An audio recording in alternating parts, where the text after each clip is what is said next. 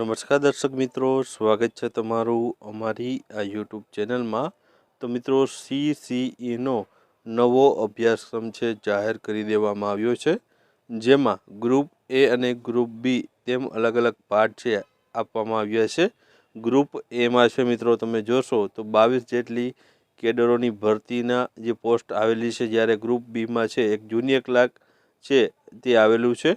તો મિત્રો, આ વિડીયોમાં આપણે છે ગ્રુપ એ અને ગ્રુપ બી બંનેમાં જે નવા અભ્યાસક્રમ આવ્યા છે તેની આપણે ચર્ચા કરીશું। ઉપરાંત મિત્રો, હાલમાં જ મિત્રો છે ગૌણ સેવા પસંદગી મંડળ દ્વારા છે જે 4304 જગ્યા ઉપર ભરતીની જાહેરાત કરી છે, તે પણ આ નવા CCEના અભ્યાસક્રમ આધારિત છે તે ભરતી બહાર પાડી છે। તો આ ભરતી મિત્રો છે તેમાં જે અભ્યાસક્રમ આપેલો છે તે આપણે આજે ડિટેલમાં અહીં જોવાના છીએ। ગ્રુપ એમાં છે જે પ્રિલિમ અને મેન્સ, અને ગ્રુપ બીમાં પણ પ્રિલિમ અને મેન્સ એક્ઝામ આવવાની છે, તો તેનું ડિટેલમાં ચર્ચા કરીએ અભ્યાસક્રમ વિશે। તો અહીં મિત્રો, સૌપ્રથમ તો આપણે વાત કરીએ તો પહેલા તબક્કામાં છે પ્રિલિમ એક્ઝામ છે તમારે ગ્રુપ એ અને ગ્રુપ બી બંનેમાં તમારે સંયુક્ત રીતે છે આપવાની રહેશે। એટલે કે તમે જો ગ્રુપ એની ભરતી હોય તેમાં ફોર્મ ભર્યું હોય કે ગ્રુપ બીની ભરતી ફોર્મ ભર્યું હોય, બંનેમાં જે પરીક્ષા છે સંયુક્ત રીતે એક પ્રકારની છે આપવાની રહેશે। CBRT પદ્ધતિ એટલે કે કોમ્પ્યુટર ઉપર તમારે છે MCQ પ્રકારના પ્રશ્નો છે પૂછવામાં આવશે, એ તમારે છે કોમ્પ્યુટર ઉપર છે પરીક્ષા આપવાની રહેશે। તો મિત્રો, આ પ્રિલિમ પરીક્ષાનો જે અભ્યાસક્રમ છે તે આ પ્રમાણે છે। મિત્રો, આમાં છે રિઝનિંગ છે તે મિત્રો 40 માર્કનું પૂછવામાં આવશે, ગણિત છે તે પણ 30 માર્કનું પૂછવામાં આવશે, ઇંગ્લિશ ગ્રામર છે 15 માર્કનું પૂછવામાં આવશે, અને ગુજરાતી ગ્રામર છે તે 15 માર્કનું પૂછવામાં આવશે। ટોટલ અહીં તમે જોશો તો 100 માર્કનું છે પેપર લેવામાં આવશે। ખાસ અહીં તમે મિત્રો ધ્યાન દેશો તો તમને ખબર પડશે કે આ સિલેબસમાં છે જે 40 અને આ 30 એટલે કે આ 70 માર્ક છે મિત્રો ખાલી તમને છે ગણિત અને રિઝનિંગના છે।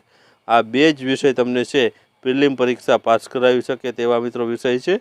તમે છે ગણિત અને તમને છે રિઝનિંગમાં જો તમારી ફાવટ હોય તો તમે છે આ પ્રિલિમ આસાનીથી પાસ કરી શકો છો। બીજા વૈધા બે વિષય તો ઇંગ્લિશ અને ગુજરાતી ગ્રામર। તો મિત્રો, ઇંગ્લિશ ગ્રામરમાં છે મોટા ભાગે વિદ્યાર્થીઓને છે તકલીફો પડતી હોય છે, જ્યારે ગુજરાતી વ્યાકરણ તેમાં પણ મિત્રો છે અમુક જે ટોપિકો છે તે ખૂબ અઘરા લાગતા હોય છે। તો મિત્રો, આ છે 30 માર્કના બે વિષયો છે। હવે તમે જોશો તો બે વિષયો 70 માર્કના છે અને બે વિષયો 30 માર્કના છે। તો મિત્રો, તમારે છે સૌથી વધારે ધ્યાન છે આ રિઝનિંગ આપેલું છે તે અને આ ગણિત, આ બે વિષયમાંથી તમે છે વધારે ધ્યાન આપવાનું રહેશે, કેમ કે એમાં છે 70 માર્ક છે। 70માંથી તમે છે તે 60 માર્ક પણ લઈ આવો અને બાકીના 30માંથી તમે છે 15 લઈ આવો તો પણ તમે 75 માર્કે છે પૂગી જશો। તો આ પ્રમાણે મિત્રો તમે સ્ટ્રેટેજીથી તૈયારી કરશો તો તમે છે આસાનીથી પ્રિલિમ પરીક્ષા છે પાસ કરી શકશો।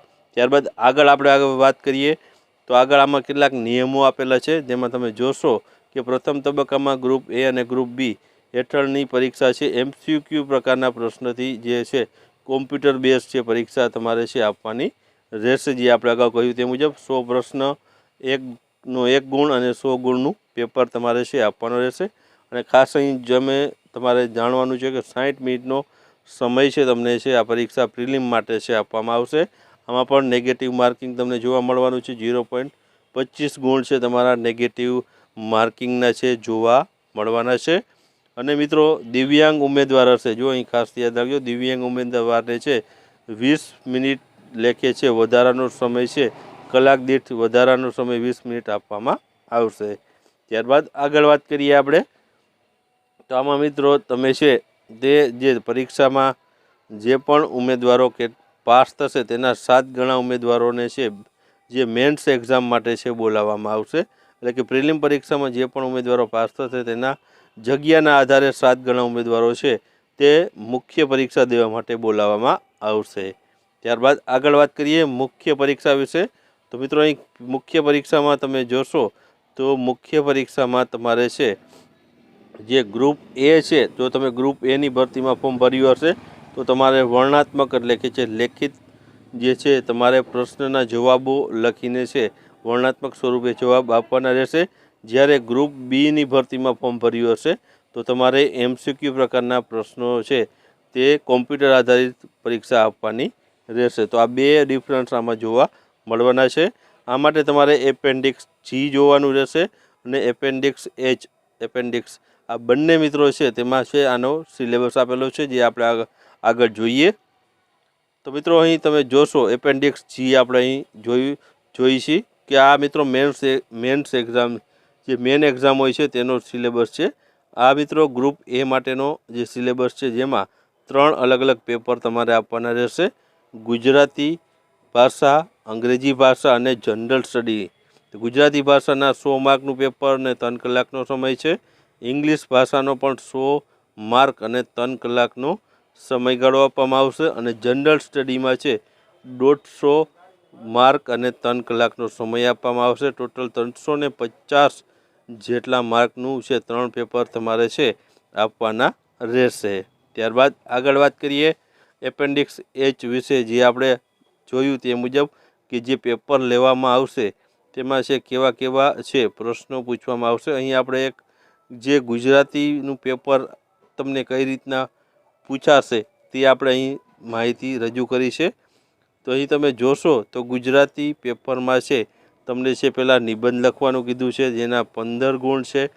પછી છે વિચાર વિસ્તાર છે, સમક્ષીકરણ છે, ગદ્ય સમીક્ષા છે વગેરે. તમે જોશો અહીં 10 માર્કના છે પૂછવામાં આવ્યા છે.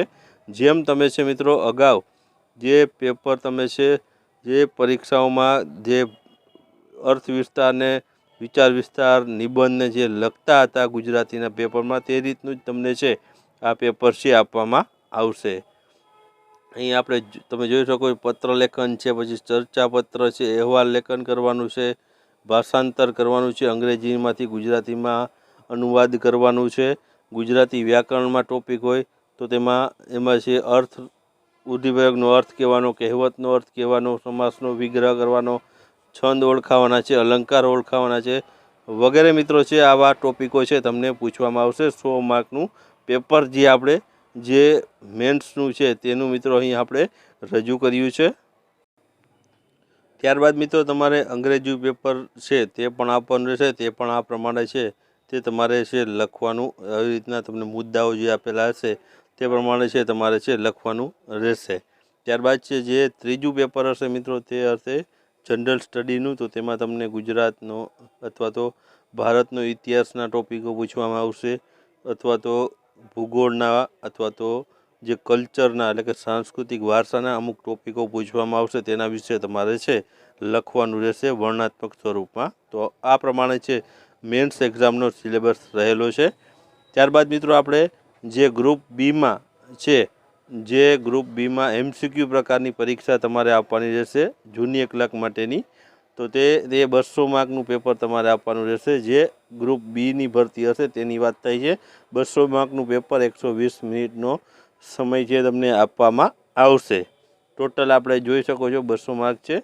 અને એમાં વિષયો છે ટોટલ 7 વિષયો છે, જેમાં ઇંગ્લિશ 20 માર્કનું પૂછાશે, ગુજરાતી 20 માર્કનું પૂછાશે, પછી પોલિટી એટલે બંધારણ છે, પછી છે પબ્લિક એડમિનિસ્ટ્રેશન છે, RTIના છે પ્રશ્ન પૂછાશે, CPS અને PCAના પણ પ્રશ્ન છે પૂછાશે, તે 30 માર્કના છે.